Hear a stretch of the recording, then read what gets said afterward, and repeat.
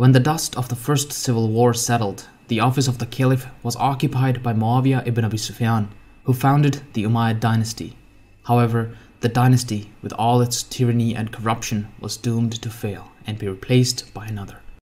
This video is the second part of a collaboration between Al Muqaddimah and Useful Charts. The first part covers the Prophet himself and the Rashidun caliphs. Before you watch this, you should head over to Useful Charts and watch the first part. Links in the description.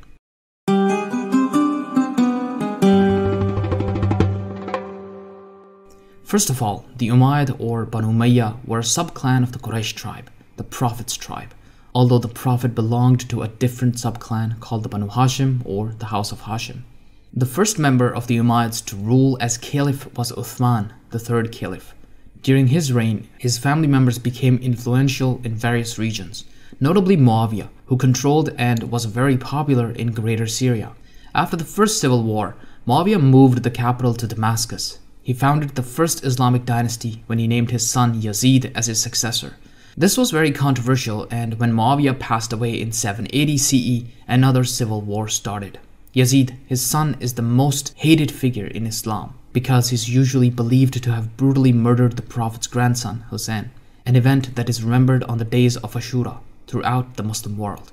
Yazid died after a short reign of 3 years, and his young son and successor Muawiyah II died after just 18 days as the caliph. One of Muawiyah I's cousins, Marwan ibn al-Hakam, raised his banner and declared himself the caliph.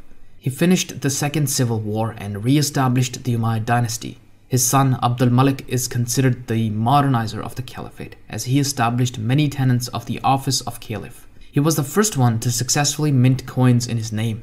He was also the one who constructed the Dome of the Rock in Jerusalem. 4 of his sons would become caliphs. After his death in 705 CE, his successor Al-Walid restarted the Islamic conquests. This ended up with all of the Maghrib and the Iberian Peninsula in the west and Sindh in modern-day Pakistan in the east under their control by 715 CE. His brother Suleiman reigned for only 2 years. After him, in 717 CE, Umar ibn Abdulaziz, a nephew of Abdul Malik, was made caliph. He tried to reform the dynasty and rid it of corruption, but as with most reformers, he was killed after only 3 years, likely poisoned by his own kinsmen. With the exception of Umar ibn Abdulaziz, all Umayyad caliphs were very unpopular, and there was a lot of unrest throughout. The last powerful caliph, Hisham, passed away in 743 CE. Within the next year, there was a revolving door of 3 caliphs. The time was perfect for a change of regime. There was a rebellion in Khorasan, modern-day Central Asia. The general propaganda was that a member of the House of Hashim would be put in power, although their name was kept a secret in order to protect them. Most people were expecting a descendant of the Prophet's cousin Ali to be that candidate. Since Ali was married to the Prophet's daughter Fatima and had 2 sons with her, the candidate would probably be a descendant of the Prophet as well. Although people were disappointed when the candidate was revealed to be the great-great-grandson of the Prophet's uncle, Al-Abbas. In 750, As-Safa was sworn in as the caliph. The Umayyad dynasty was put to an end. Marwan II, the last Umayyad caliph, escaped to Egypt where he was killed. The Abbasside dynasty was founded. As-Safa had been ill for a while and died in 754. He was succeeded by his brother Al-Mansur. Al-Mansur is usually considered the first real Abbasid caliph. He founded the city of Baghdad. He established quite a few of Abbasid traditions and institutions, such as textile diplomacy and the post office. He also committed somewhat of a massacre of the descendants of Ali. He died in 775 CE. He was succeeded by Al-Mahdi, who had a nice, peaceful 10-year reign. His plan of succession was laid out in his life. His son Al-Hadi was to succeed him, and then Al-Hadi would be succeeded by his younger brother Harun. Not a recipe for success, I might add. Al-Hadi died after only 1 year as a caliph, and so his brother, the great Harun al-Rashid, was put on the throne. This was the golden age of the Abbasid dynasty. Harun's reign was long and prosperous with only a few minor conflicts. Money was pouring into Baghdad, and a lot of it was being spent on scholars and researchers. Literature, medicine, mathematics, astronomy, all sciences were being contributed to. The court culture of the Abbasid dynasty supported thousands.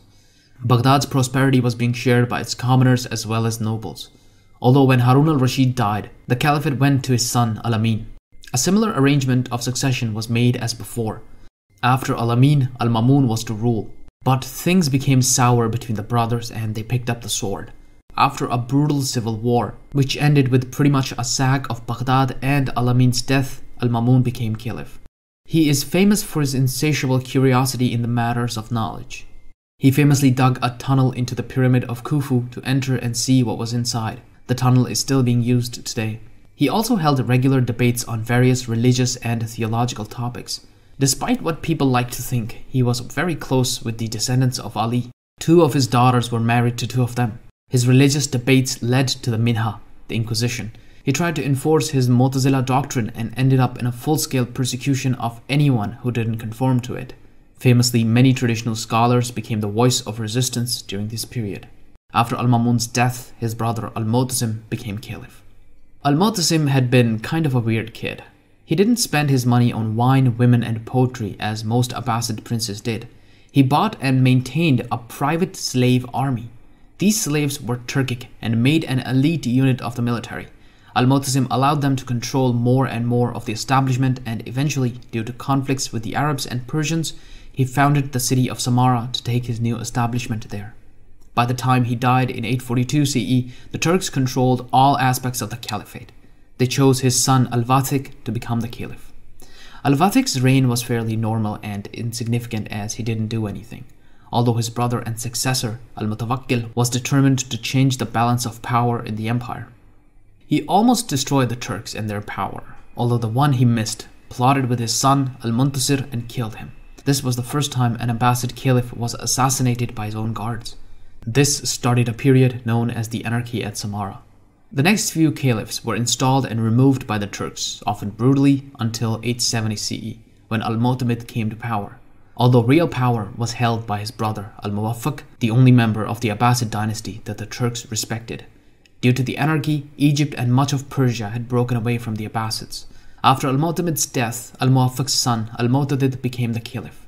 Despite the decrepit situation of the caliphate, Al-Mu'tadid would prove to be a good ruler, and he tried to revive the Abbasid Caliphate. He reverted the capital back to Baghdad and abandoned Samarra. Most of the reforms he brought to the Caliphate required a strong caliph at the helm, and without one the system wouldn't work. His efforts did allow Egypt and Syria to come back under Abbasid control after his death. 3 of his sons became caliphs, but the revival of the Abbasid dynasty was over. By the time of Al-Radi, the caliph was nothing but a figurehead, with real power in the hands of the Amir al-Umara, something close to the commander-in-chief. During the reign of Al-Mustaqfi, a Shia dynasty named Bu'id from the southern edge of the Caspian Sea rose up and subjugated the caliphate. The caliph became a vassal for the first time in the history of the caliphate. Al-Mustaqfi himself was blinded and deposed. The next few caliphs were installed and deposed by the Bu'id overlords until the reign of Al-Qaim. During his reign, the Seljuks swept into power and destroyed the Bu'id dynasty and established themselves as the overlords of the caliphs. Initially, they were on good terms with the caliphs, and 2 caliphs even married Seljuk princesses. It seems that they had hoped to merge the sultanate and the caliphate through these marriages, although that didn't come to fruition. Over the years, a similar pattern to the Bu'ids appeared, and the sultans started installing and deposing caliphs, although the sultanate itself was weakened by infighting, and finally, in 1157 CE, Al-Muqtafi broke free of the Seljuks and established Abbasid independence. The caliphate became a minor power in the region and even managed to expand a bit, although it never managed to regain its lost glory. It enjoyed a century of freedom until in 1258 CE, Baghdad was sacked by the Mongols. The city was thoroughly destroyed, and to this day we have no archaeological records on what Baghdad looked like before it. The Abbasid Caliphate was over. The last caliph, Al-Mustasim, was wrapped in a carpet and trampled with horses. Although one branch of the family would find refuge under the Mamluks of Egypt, where they remained as nothing but religious figureheads. Finally, in 1517 CE, Ottoman Sultan Selim conquered Egypt and took the title of the caliph for himself, ending the Abbasid dynasty. So, that was a look at the Umayyad and Abbasid family tree. Again, be sure to check out the video by Useful Charts, which covers Prophet Muhammad and the Rashidun caliphs. The chart is available for purchase at UsefulCharts.com. See you next time.